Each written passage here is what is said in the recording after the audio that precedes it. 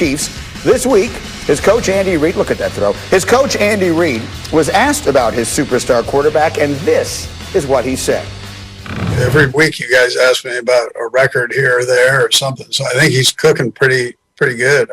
I'd like to eat some of the stuff that he's cooking, so. Well, that's not an upset. Andy tends to like to eat things that almost anyone is cooking. But in this case, Mahomes has just been spectacular. And if you look at his numbers up against Aaron Rodgers' numbers this year, as these two seem to have separated themselves in the MVP conversation, you see all the numbers on your screen there. This feels like a two-horse race going down the final quarter of the season. And so, Chris Canty, I start with you. If you were to cast an MVP vote right now, who gets it? I'm going to give it to Aaron Rodgers, and let me say this. If I was starting an NFL team, I would pick Pat Mahomes over everybody else. But the way that Aaron Rodgers is playing the quarterback position right now, you got to give that man his props. 36 touchdowns to only 4 interceptions. He's a machine out there. And the sequence that you saw in the first half to Davante Adams down there at the goal line, he tried to get it to him on the smoke, got down to the 1, couldn't get it in on that third down pass, goes right back to him on 4th down, and you see that great pitch and catch right there. No tandem in the National Football League is doing it better than these two, and I think Aaron Rodgers can ride that to an MVP. Okay, fair enough. I think Tyreek Hill had 200 yards in the first quarter of the week before, but that's a whole other conversation. Greg, let me come to you. Who gets the MVP vote right now? If the MVP went to the best player, it'd go to Patrick Mahomes. But it's the most valuable player, and because of the supporting cast that Patrick Mahomes has at his disposal every single week, I gotta lean towards Aaron Rodgers. The guy had Davante Adams out of the lineup for a little bit, and his wide receivers are kind of a cast of characters, not bad players by any stretch of the imagination, but Allen Lazard, Valdez-Scantling, Robert Tonyan, we're not talking about a who's who of all pros here.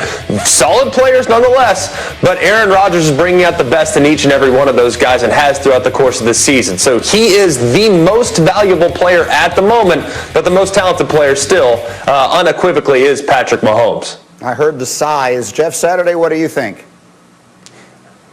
Y'all are both high. This is a ridiculous conversation all the way around. The most valuable player, and we're going to say Pat Mahomes is not the most valuable. Why? They've lost one game in the last, 15, 16 games. We're talking about, Aaron Rodgers doing it with less. Matt LaFleur didn't think they needed it anymore, and they're continuing to handle business. Think about how well Patrick Mahomes played last week. How many throws he makes to keep his team in it. Think about how many times he's brought this football team back. He's the most valuable player on the best football team. You can't penalize him and give, points to Aaron Rodgers because his receiving crew isn't as good as what Kansas City has. Whatever he has, he's taking full advantage of it. That's the best player. You both just said if you had a first pick, you would pick him, and if he's the best player, you would pick him, and then you go, no, but it's Aaron Rodgers. That's absolutely absurd. I don't know what's going on where both of y'all are, but it's ridiculous y'all both high on this. Look, I've said it before. They should just rename the award the Patrick Mahomes Award because he's going to be the MVP for the next 15 years and give it to Rodgers this year and give it to whomever you want going forward. That is legitimately what they should do. And someday they will because, like most geniuses, I won't be fully appreciated until long after my time.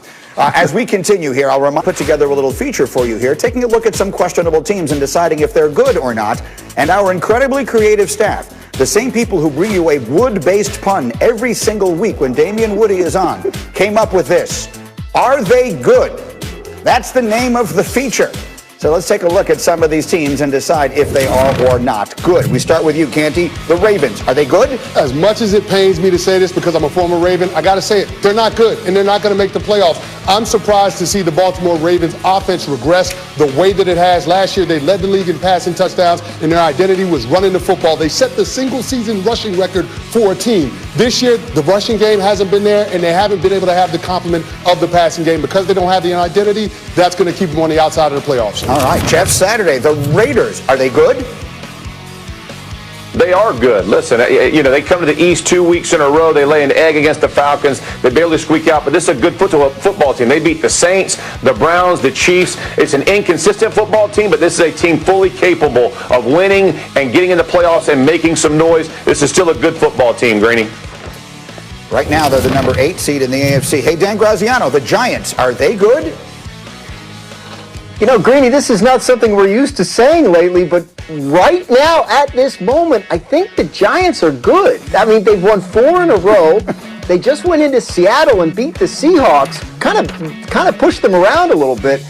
I was at that game. I'm standing in the front row at the end, waiting to do our post-game interview. Logan Ryan comes running off the field to the locker room going, "You believe yet? You believe yet?" And I'm thinking to myself, yeah, they just beat Seattle. Why not? Why aren't they good? I think that's a good point, a good take. And I'll tell you what, are they good as a keeper? Sometimes the simplest questions are actually the best.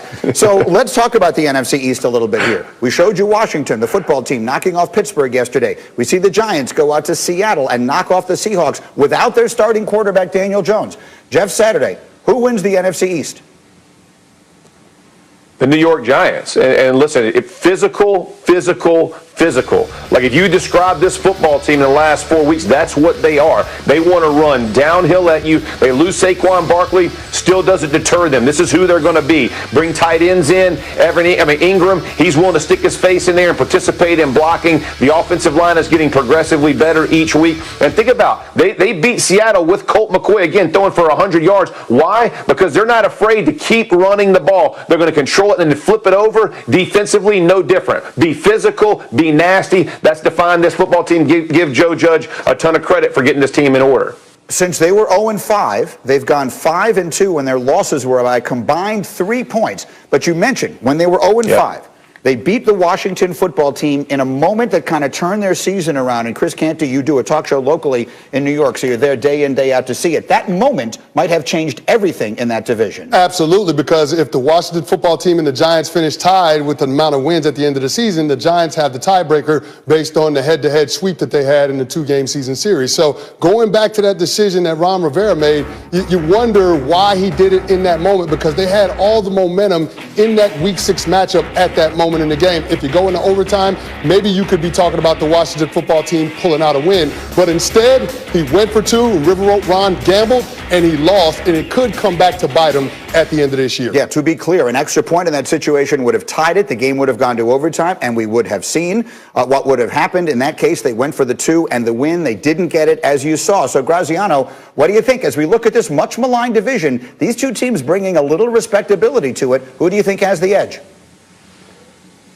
I think it's the Giants because of the tiebreaker, but I mean, look, this could go either way on any week because, I mean, yesterday you wouldn't have thought we were sitting here saying Washington had beaten Pittsburgh. You would have thought the Giants would be in command, but instead keep pace. So, interesting race. But the most important thing is, look, if you had said to me a week ago it's going to be Seattle and Pittsburgh in the Super Bowl, I couldn't have said you were crazy. And they just both lost to NFC East teams. Those could be tough teams to play in January, whichever one gets in. Clearly, the division champion is going to host a playoff game in January, and right now, no one wants to go to either of their buildings.